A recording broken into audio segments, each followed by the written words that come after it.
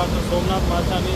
ఈరోజు నేను హొస్పేట్కి వచ్చినాను. ఈరోజు హొస్పేట్లో మన ముండేబాద్ పవర్ స్టేషన్ దగ్గర మనకు కనిపిస్తుంది గేట్ ఒకటి ఇరిగిపోయింది.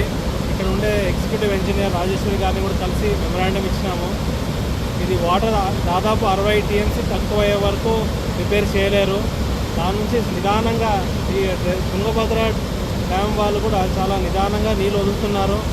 మన కింద వచ్చే వల్ల మన నాగలు తినే మంత్రాలయం కానీ ఏమాత్రం ప్రమాదంలో ఉండదని మేడం చెప్పినారు.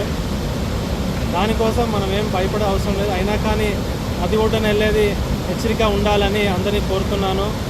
మన టీబీ డ్యామ్ వాళ్ళు అదే తుంగభద్ర డ్యామ్ వాళ్ళు ఈ డ్యామ్ని త్వరగా రిపేర్ చేసి అలాగే అందరికీ భద్రతలో ఉండాలని కోరుతున్నాను. నమస్కారం.